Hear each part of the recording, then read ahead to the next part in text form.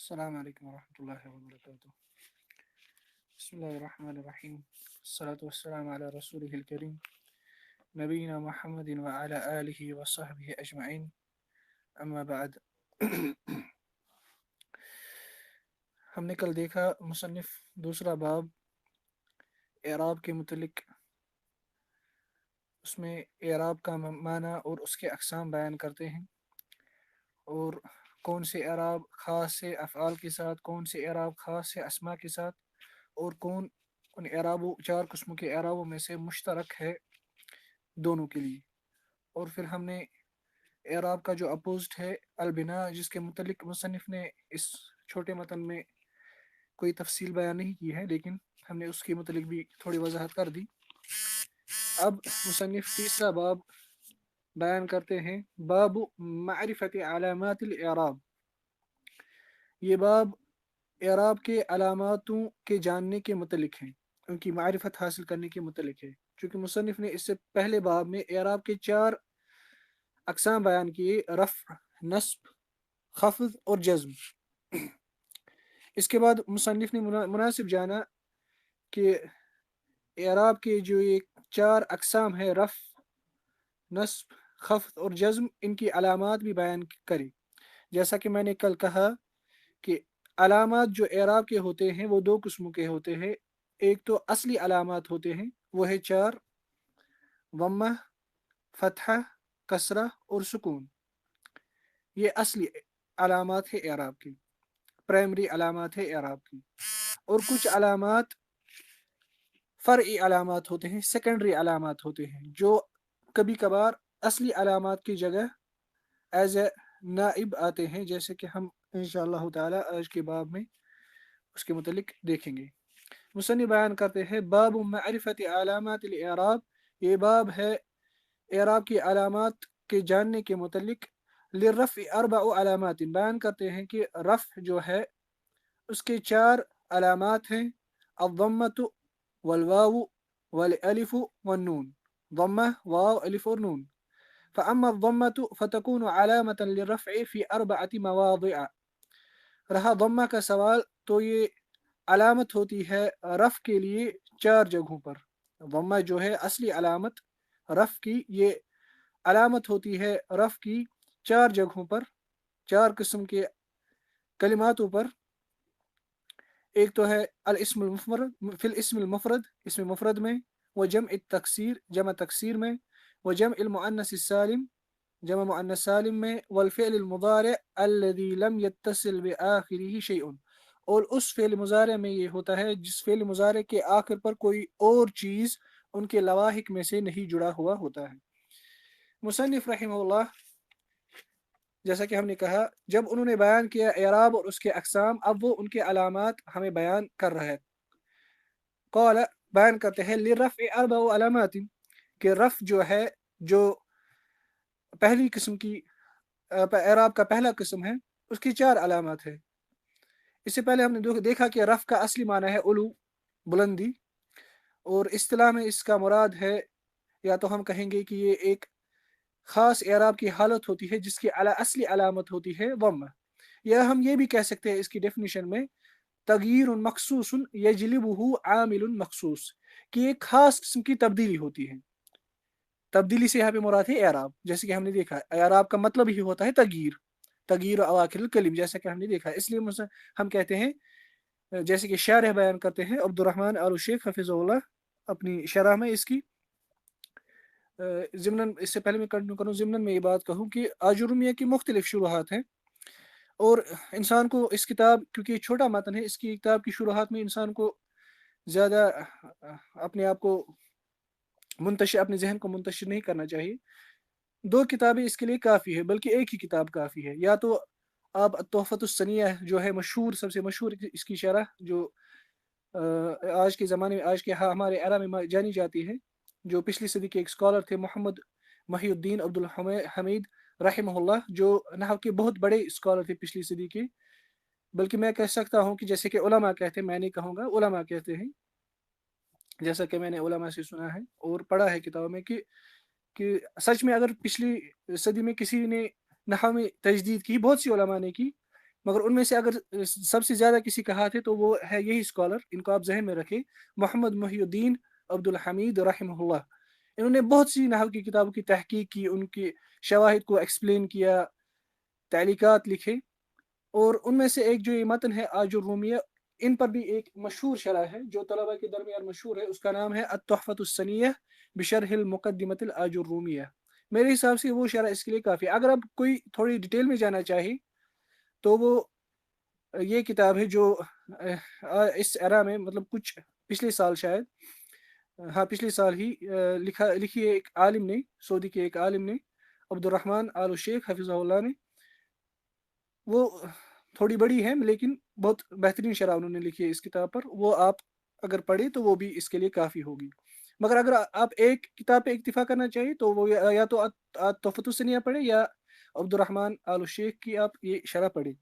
بہرحال عبد الرحمن آل شیخ حفظہ اللہ بیان کرتے ہیں تغییر المخصوص یجلبہ عامل المخصوص، کہ یہ رفع جو ہے یہ کیا ہوتا ہے نحو کی اصطلاح میں، یہ ایک خاص قسم کا تغییر ہوتا ہے، ایک خاص قسم کا، ایک مخصوص قسم کا اعراب ہوتا ہے جس کو لاتا ہے، جس کا سبب ہوتا ہے ایک مخصوص عامل، ایک مخصوص عامل، جیسا کہ ہم نے دیکھا کہ کل ہم نے دیکھا کہ عامل کیا ہوتا ہے اور اس کی کتنی اقسام ہوتی ہے۔ علامت الضمۃ، اور اس رف کی جو اصلی علامت ہوتی ہے وہ ضمہ ہوتی ہے، وما ناب عنہا، یا جو اس ضمہ کے بجائے اس کا نائب آئے، جیسا کہ مصنف نے کہا الواو الالف اور نون، یہ تین ضمہ کے بجائے نائب آتے ہیں، یعنی یہ ضمہ، یہ رف کی سیکنڈری علامات ہیں۔ اچھا، مصنف جو کہتے ہیں کہ للرفع اربع علامات الضمۃ والواو والالف والنون، اس سے ہم یہ جان لیتے ہیں کہ جس کلمے کے آخر پر ضمہ ہو، یا اس کی اعراب، اس کا اعراب مرفوع کی علامت واو ہو، یا اس کی مرفوع کی علامت الف ہو، یا اس کی مرفوع کی علامت نون ہو، ہم اس سے جان سکتے ہیں ان چار علاماتوں سے کہ یہ جو کلمہ ہے یہ مرفوع ہے۔ جن کلمات پہ ان چار علاماتوں میں سے کوئی ایک علامت ایز اے اعراب ہوگی تو ہم جان لیں گے ان سے کہ وہ کلمہ مرفوع ہے۔ اچھا، مصنف جو یہ بیان کرتے ہیں کہ رف کی چار علامات ہیں، اس سے ہم یہ اخذ کریں گے کہ رف کی جو علامات ہوتی ہے، جیسے کہ میں نے اس سے پہلے بھی کہا، وہ دو قسم کی ہوتی ہے، علامات اصلیہ اور علامات فرعیہ۔ ایک تو اصلی علامت ہوتی ہے وہ ہے ضمہ رف کے لیے، دوسرا ہوتا ہے علامات فرعیہ، فرعی علامات، سیکنڈری علامات، وہ ان چاروں میں سے جو باقی ہے وہ الواو اور الف اور نون وہ ہیں، رف کی یہ سیکنڈری علامات ہیں۔ اس کی مزید تفصیل آگے آئے گی انشاءاللہ۔ اس کے بعد مصنف کہتے ہیں فَأَمَّا الضَّمَّةُ فَتَكُونُ عَلَامَةً لِلرَّفْعِ فِي أَرْبَعَةِ مَوَاضِعٍ۔ دیکھیے یہ بہت بہترین طریقہ ہے کتاب لکھنے کا، یہ اس کتاب کی ایک بہترین ایک خصوصیت ہے کہ مصنف ایک ہی جگہ بیان کرتے ہیں کہ کہاں کہاں پہ یہ چیز ہوگی۔ اس سے انسان کے ذہن میں ایک لاجیکل ایک میپ بن جاتا ہے کہ جو ضمہ ہے یہ چار جگہوں پر یہ رفع کی علامات ہوگی۔ یہ چیز انسان کو یاد رہ گیا، اس کے بعد ان چیزوں کا نام بھی انشاءاللہ تعالی یاد رہے گا۔ بیان کرتے ہیں فَأَمَّا الضَّمَّةُ فَتَكُونُ عَلَامَةً لِلرَّفْعِ فِي أَرْبَعَةِ مَوَاضِعٍ، کہ ضمہ جو ہے وہ علامت ہوتی ہے رفع کی چار جگہوں پر، یعنی مراد ہے چار قسم کے کلماتوں پر۔ الموضع الاول الاسم المفرد، پہلی جگہ وہ اسم ہوتا ہے جو مفرد اسم ہو۔ مفرد اسم سے کیا مراد ہے؟ مفرد اسم سے وہ اسم مراد ہے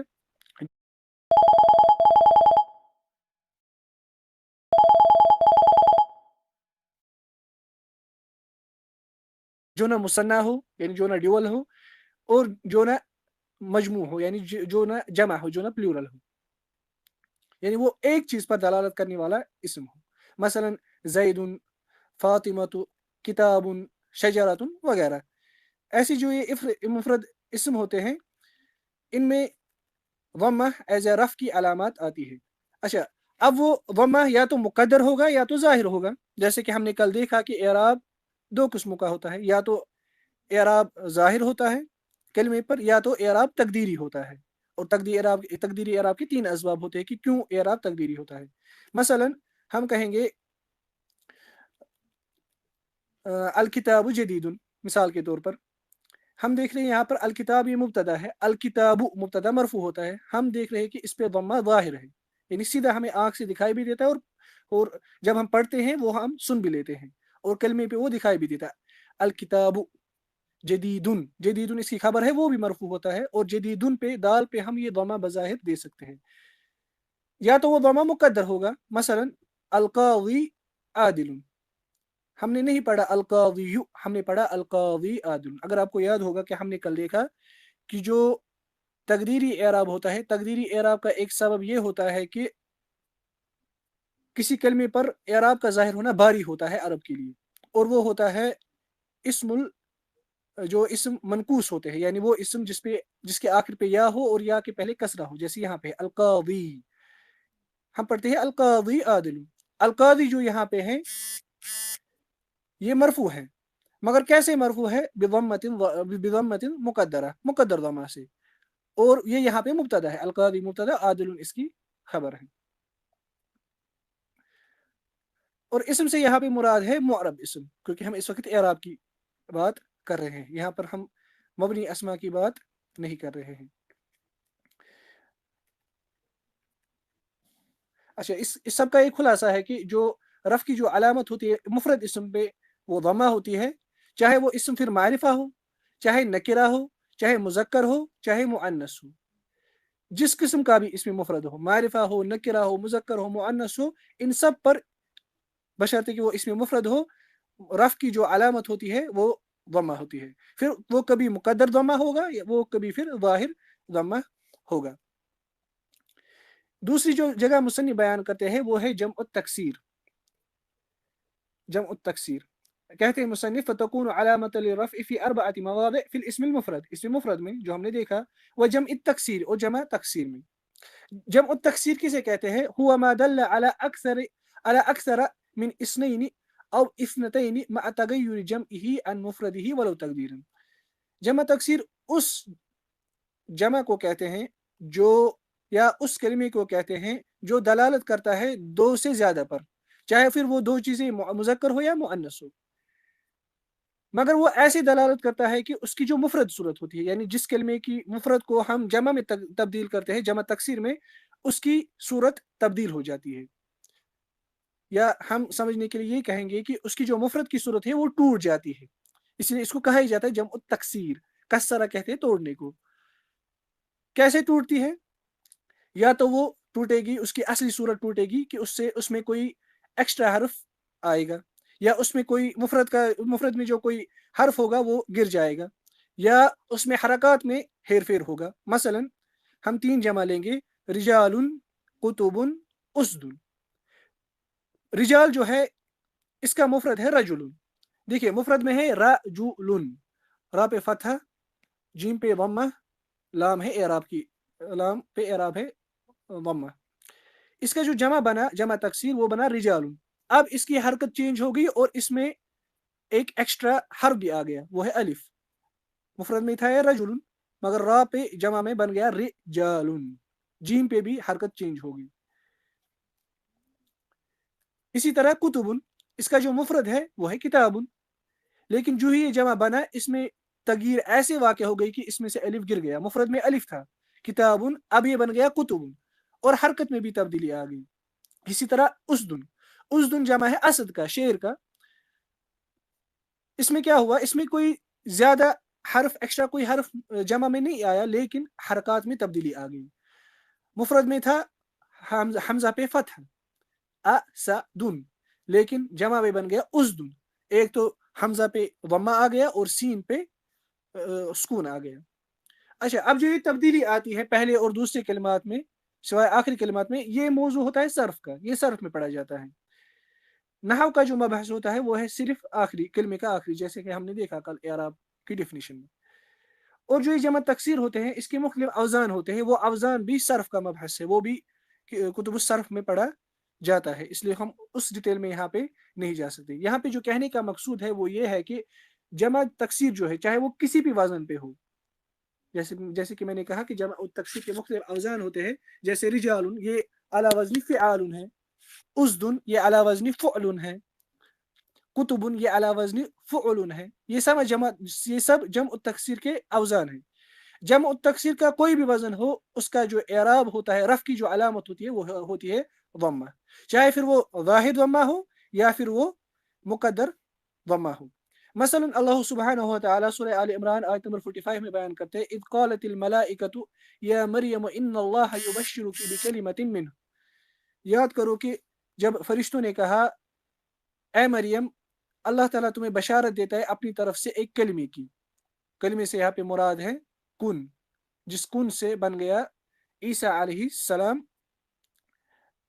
اور پھر مریم علیہ السلام نے اس کو جنم دیا. کلمے سے یہاں پہ مراد ہے وہی عیسیٰ علیہ السلام. یہاں پہ لفظ جو ہے اذ قالت الملائکہ جو ہے یہ لفظ ہے جمع ملک کا، یہ لفظ ہے جمع ملک کا. یہاں پہ ایز اے فاعل واقع ہوا اذ قالت الملائکہ. تو قالت یہ فعل ماضی ہے، تا اس میں تانیث ہے، تانیث کی علامت ہے. کسرہ اس میں اس لیے آیا تھا کیونکہ التقاء الساکنین سے بچنے کے لیے. الملائکہ تو یہ فاعل مرفوع ہے، اور مرفوع کی علامت ہے وعلامت رفعہ الضمۃ ظاہرہ. اس کی جو رفع کی علامت ہے وہ ظاہر ضمہ ہے. کیوں؟ کیونکہ یہ جمع تکسیر کے ایک وزن پہ ہے الملائکہ. اچھا، چاہے پھر وہ جمع تکسیر مصروف ہو یعنی اس پہ تنوین لگتی ہو، یا غیر مصروف ہو یعنی ممنوع من الصرف ہو. مثلا مساجد یہ مسجد کی جمع ہے مفاعلہ کی وزن پہ، یہ بھی جمع تکسیر کا ایک وزن ہے. تو مساجد جو ہے فار ایگزامپل ہم کہیں گے فی بلدی مساجد کثیرۃ، مثال کے طور پر مساجد یہاں پہ مبتدا مؤخر ہے اور اس پہ ایک ہی ضمہ لگا، لیکن ضمہ ہی اس کی رفع کی علامت ہے کیونکہ یہاں پر یہ مبتدا ہے اور مرفوع ہے ضمہ ظاہرہ سے.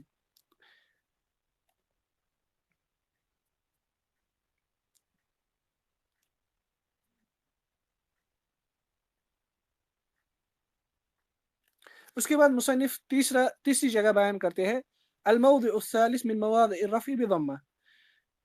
تیسری جو جگہ مصنف بیان کرتے ہیں وہ ہے جمع المؤنث السالم، جمع مؤنث سالم.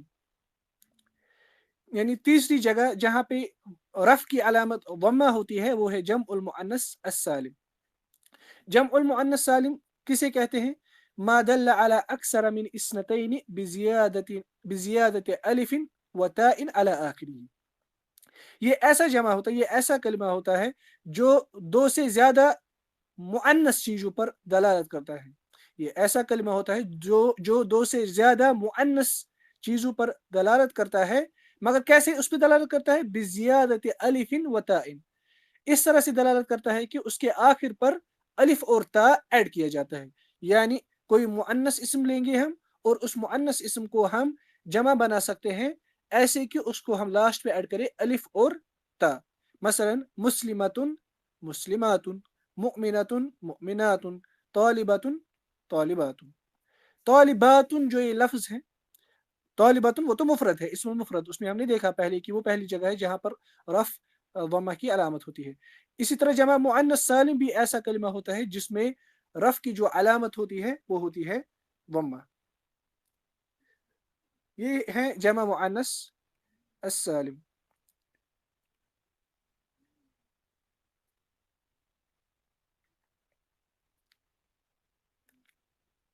مثلا اللہ سبحانہ وتعالیٰ سورہ توبہ میں آیت نمبر 71 میں بیان کرتے ہیں والمؤمنون والمؤمنات بعضهم اولیاء بعض. مومن مرد اور مومن عورتیں یہ سب آپس میں ایک دوسرے کے مددگار ہیں. یہ سب آپس میں ایک دوسرے کے مددگار ہیں، ناصر ہے، اولیاء ہے. اولیاء سے یہاں پہ مراد ہے ولی کی جمع، یعنی ایک دوسرے کے ناصر، ایک دوسرے کے مددگار، ایک دوسرے پر شفیق وغیرہ وغیرہ. یہاں پر جو لفظ ہے والمؤمنون والمؤمنات، والمؤمنون یہ مبتدا ہے، المؤمنات اس پر معطوف ہے، اور بعضهم اولیاء بعض یہ جملہ اس کا خبر ہے. چونکہ المؤمنون مبتدا ہے وہ مرفوع ہے، وہ مرفوع ہے واو اور نون سے، جیسے ہم آگے دیکھیں گے، واو سے جیسے ہم آگے دیکھیں گے. اچھا، اس پر معطوف ہے المؤمنات. مومنات چونکہ معطوف بنا اس کلمے پر جو مرفوع ہے اس لیے مؤمنات بھی یہاں پہ رفع کی حالت میں آ گئے. اور رفع کی علامت کیا ہے یہاں پہ المؤمنات میں؟ ضمہ. کیسی ضمہ؟ ضمۃ ظاہرہ. اچھا، اسی طرح نبی صلی اللہ علیہ وسلم نے بیان کیا ایک حدیث میں، مشہور حدیث، الظلم الظلم ظلمات یوم القیامہ، کہ اپریشن جو ہے، ظلم جو ہے، یہ قیامت کے دن اندھیری اندھیرا ہوگا، یہ اپنے صاحب کے لیے، صاحب ظلم کے لیے اندھیرا بنے گا، اس کے لیے پل صراط پہ کوئی نور نہیں ہوگا، نعوذ باللہ۔ رفعت کلمۃ الظلمات، اس حدیث میں نبی صلی اللہ علیہ وسلم بیان کرتے ہیں الظلم ظلمات، الظلم مبتدا، ظلمات خبر، یوم القیامہ، یوم یہ ظرف ہے، القیامہ اس کا مضاف الیہ ہے۔ اچھا، ظلمات چونکہ خبر ہے، خبر مرفوع ہوتا ہے، اس لیے رفعت کلمۃ الظلمات، جو ظلمات یہاں پہ لفظ ہے نبی اکرم صلی اللہ علیہ وسلم کی حدیث میں، یہ مرفوع بن گیا بالضمۃ الظاہرہ، ظاہر ضمہ سے، اور ظلمات جو ہیں یہ جمع ہے ظلمت کی، جمع مؤنث سالم۔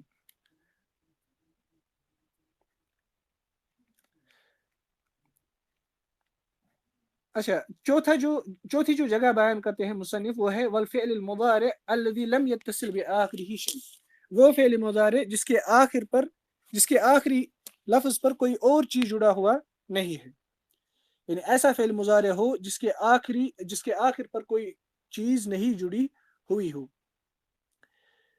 افعال جو ہوتے ہیں، جیسے کہ میں نے کل بھی کہا، افعال تین قسم کے ہیں، ماضی، مضارع اور امر۔ ماضی اور امر دونوں مبنی ہوتے ہیں، اس میں اعراب داخل نہیں ہوتا ہے، وہ مبنی ہوتے ہیں۔ اب جو فعل مضارع ہے، فعل مضارع وہ معرب ہوتا ہے، اور اس میں ضمہ مرفوع کی علامت ہوتی ہے، ہم کہہ سکتے ہیں 4 سیغوں پر، یفعل، تفعل، افعل، نفعل۔ یہ 4 سیغے ایسے ہوتے ہیں جن 4 سیغوں میں، فعل مضارع کے 4 سیغوں میں ضمہ علامت ہوتی ہے رفع کی۔ اچھا، اب وہ یا تو ضمہ ظاہرہ ہوگی، ظاہر ضمہ ہوگی، وہ کب ہوگی؟ وَهَذِهِ تَأْتِي مَعَ الْمُضَارِعِ الَّذِي يَنْتَهِي بِحَرْفٍ صحیح، وہ اس فعل مضارع پر آئے گی ظاہر ضمہ جس کا آخری حرف صحیح حرف ہوگا، یعنی حرف علہ نہیں ہوگا، جسے ہم صحیح الآخر کہتے ہیں۔ مثلا یکتب الطالب الدرس، کتب یکتب، یکتب فعل مضارع یفعل کے وزن پر، یہاں پہ جو فعل مضارع ہے یہ مرفوع ہے، کیوں مرفوع ہے؟ کیونکہ اس پہ کوئی نصب دینے والا، کوئی جزم دینے والا داخل نہیں ہوا، اس لیے اس کا عامل یہی ہے کہ یہ مجرد ہے، خالی ہے ناصب اور جازم سے، فعل مضارع مرفوع۔ الطالب اس کا فاعل، الدرس مفعول به۔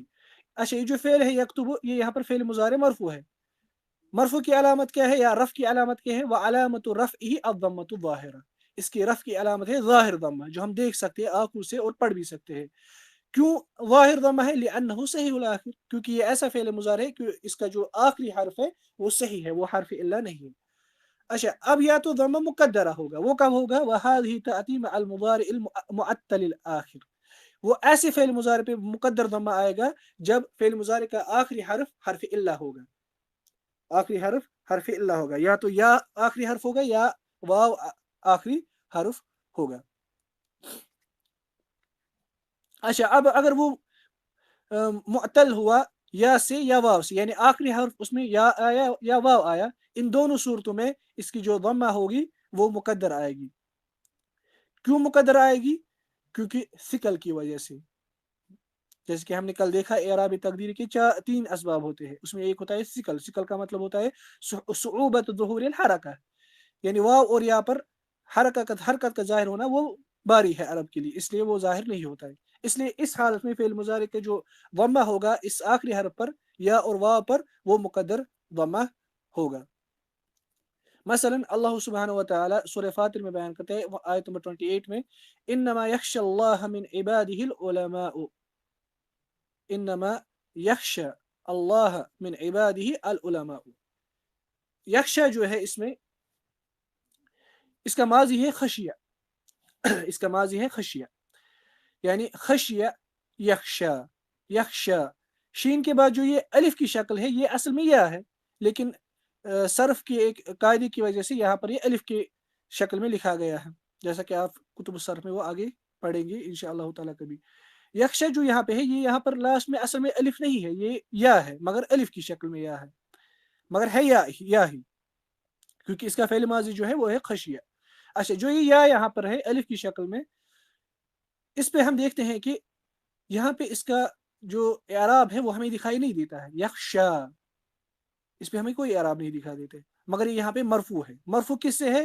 اس کی جو مرفوع کی علامت ہے یہ فعل مضارع مرفوع ہے، وعلامۃ رفعہ الضمۃ المقدرہ، مگر اس کی جو ضمہ کی علامت ہے وہ مقدر ضمہ ہے، اس کی ہم تقدیر کرتے ہیں ذہن میں، یعنی ہمیں پتہ ہے وہ موجود ہے لیکن ہم وہ نہیں لکھ سکتے. اچھا، مگر کس چیز نے اس کے ظاہر کرنے سے منع کیا؟ منع من ظہورها التعذر، اس چیز سے منع کیا وہ ہے التعذر. تعذر کا مطلب ہے یعنی ممکن نہیں ہے کہ یہاں پہ جو یہ الف کی شکل میں یا ہے اس پر جو ضمہ ہے وہ ظاہر ہو، کیونکہ یہاں پر الف کی شکل میں چونکہ یا آیا، الف پہ جو اعراب ہوتا ہے وہ ظاہر نہیں ہوتا ہے للتعذر، تعذر کی وجہ سے ہے حقیقت میں یا لیکن الف کی شکل میں ہے. اچھا، واو کی مثال، اگر واو حرف اللہ ہو، مثلا اللہ سبحانہ و تعالیٰ سورہ یونس آیت نمبر 25 میں بیان کرتے ہیں واللہ یدعو الی دار السلام، اللہ سبحانہ و تعالیٰ تمام لوگوں کو سلامتی والے گھر یعنی جنت کی طرف بلاتا ہے. اللہ سبحانہ و تعالیٰ تمام لوگوں کو جنت سلامتی کا جو گھر ہے یعنی جنت، اس کی طرف دعوت دیتا ہے. یہاں پر جو فعل ہے یدعو، اس کا ماضی ہے دعا، دعا یدعو یعنی بلانا، دعا کرنا، بلانا، یہاں اس کا مراد ہے بلانا، دعوت دینا. دعا یدعو، ہم دیکھتے ہیں کہ اس کا جو مضارع ہے، مضارع میں اس کی عین کے بعد واو ہے جو اس کلمے کا اصل ہے، دعا یدعو. اس واو پہ ہم دیکھتے ہیں یہاں پہ جو یہ فعل مضارع ہے یہ مرفوع ہے، یہ مرفوع ہے، مگر واو پہ ہم دیکھتے ہیں کہ مرفوع کی جو علامت ہے ضمہ وہ یہاں پہ ظاہر نہیں ہوتی ہے، اس لیے علامت رفعہ الضمۃ المقدرہ، اس میں جو ضمہ کی علامت ہے وہ ہے رفع کی جو علامت ہے وہ ہے مقدر ضمہ، منع من ظہورها الثقل، مگر اس کے ظاہر ہونے سے جس چیز نے منع کیا ہے وہ ہے ثقل. ثقل جو ہم نے کل دیکھا اعراب تقدیر کی 3 علامتوں میں 3 اسباب میں سے ایک سبب اعراب کے ظاہر نہ ہونے سے وہ ہے الثقل، یعنی صعوبۃ ظہور الحرکہ، یعنی عرب کے لیے وہ باری ہو جاتا ہے، مشکل ہو جاتا ہے اس کو ظاہر کرنا کلمے پہ، یعنی اس لیے عرب نہیں پڑھتے ہیں یدعو، یدعو عرب نہیں پڑھتے، عرب پڑھتے ہیں یدعو.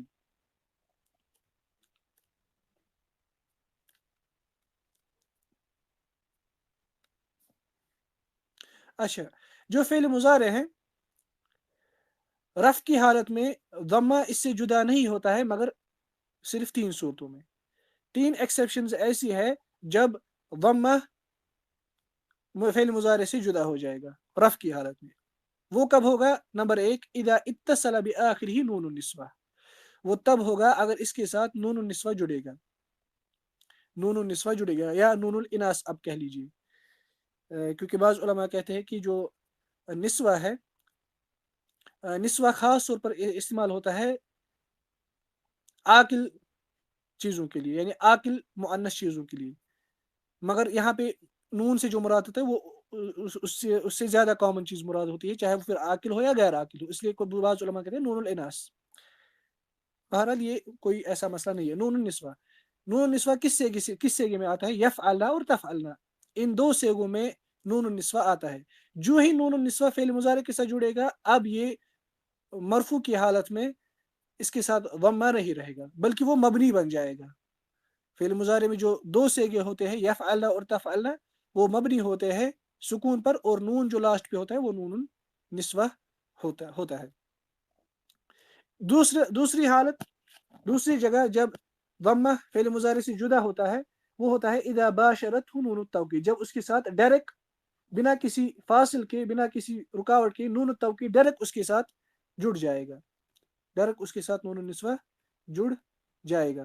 جیسے سورہ یوسف میں اللہ سبحانہ و تعالیٰ بیان کرتے ہیں لیسجنن، کہ اس کو ضرور قید کیا جائے گا، یعنی یوسف علیہ السلام کے متعلق بیان کرتے ہیں لیسجنن، جو جن عورتوں نے اس کے خلاف چال چلی اپنی طرف مائل کرنے کے لیے نعوذ باللہ، مگر انہوں نے کہا کہ یا تو یہ ہمارا مانے او لیسجنن، یا اس کو ضرور قید کیا جائے گا. یہاں پہ جو یہ یسجنن ہے یہ اصل میں ہے سجن سے، اور اس کا فعل ماضی ہے یسجن، اور یہاں پہ یہ مجہول کے سیگے پہ یسجن، لام اس میں جو ہے یہ تاکید کے لیے ہے، اس کو لام القسم کہتے ہیں، اس کو لام القسم کہتے ہیں کیونکہ اس میں قسم چھپا ہوا ہوتا ہے. اچھا، یسجنن، یسجن اصل میں ہے یوجن، سجنا یسجن یوزجن مجہول صیغے پر، اس کے ساتھ ڈائریکٹ جڑ گیا نون توکید، اس سے کیا ہوا یہ بن گیا یسجنن، نون توکید نے اپنے سے پہلے نون کو فتح دے دی، یعنی اب یہ مبنی بن گیا فتح پہ۔ اس حالت میں بھی فعل مضارع جو ہے وہ مرفوع نہیں رہتا ہے ضمہ پر، بلکہ وہ مبنی بن جاتا ہے فتح پر۔ تیسری حالت وہ ہوتی ہے جب فعل مضارع افعال الخمسہ میں سے ہوگا، یعنی یفعلون، تفعلون، یفعلان وغیرہ، جو افعال الخمسہ ہے۔ افعال الخمسہ سے کیا مراد ہے؟ وہ افعال جن کے ساتھ یا تو واو جڑے گا جیسے یفعلون، یا الف الاثنین جڑے گا جیسے یفعلان تفعلان، یا المخاطبہ جڑے گا جیسے تفعلین تفعلین۔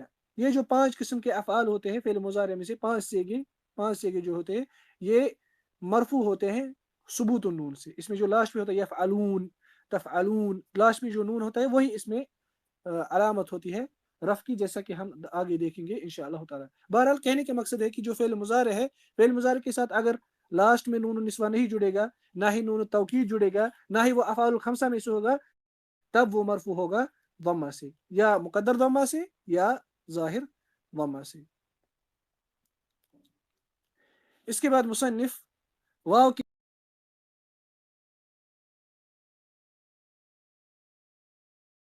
متعلق بیان کرتے ہیں، وَأَمَّا الْوَاوُ فَتَكُونُ عَلَامَةً لِلرَّفْعِ فِي مَوْضِعَيْنِ، کہ واو جو ہے وہ رفع کی علامت ہوتی ہے 2 جگہوں پر، وہ ہم انشاءاللہ تعالی کل دیکھیں گے۔ آج ہم اپنی مجلس کا اختتام یہی پہ کریں گے، مگر ہم یہ یاد رکھیں کہ جو رفع کی علامت ہوتی ہے وہ 4 ہوتی ہے، الضمہ والواو والالف اور نون۔ ضمہ جو ہوتی ہے وہ اصلی علامت ہوتی ہے، ام الباب، رفع میں جو ام الباب ہے، یعنی اعراب کے باب میں جو رفع کی جو اصلی علامت ہوتی ہے وہ ہے ضمہ، اور واو الف اور نون جو ہوتی ہے یہ فرعی علامت ہوتی ہے، یہ سیکنڈری علامت ہوتی ہے۔ ضمہ کے متعلق ہم نے آج دیکھا کہ ضمہ ہوتی ہے علامت رفع کے لیے 4 جگہوں پر، مفرد اسم میں، جمع التکسیر میں، جمع المؤنث السالم میں، اور فعل مضارع میں، اس فعل مضارع میں جس کی آخر پر کوئی چیز جڑی ہوئی نہ ہو۔ وہ ہم نے دیکھا کہ وہ کون سی چیزیں جڑ جاتی ہے جس کی وجہ سے وہ پھر مرفوع نہیں رہتا ہے، وہ یا تو نون النسوہ ہوگا، یا نون التوکید ہوگا جو ڈائریکٹ جڑے گا فعل مضارع سے، یا وہ واو الف اور یا مخاطبہ ہوگا جو افعال الخمسہ میں فعل مضارع کے ساتھ جڑتے ہیں، پھر وہ مرفوع بنتے ہیں نون سے۔ وصلی اللہ تعالی علی خیر خلقہ محمد وعلی آلہ وصحبہ وسلم۔ السلام علیکم ورحمۃ اللہ وبرکاتہ۔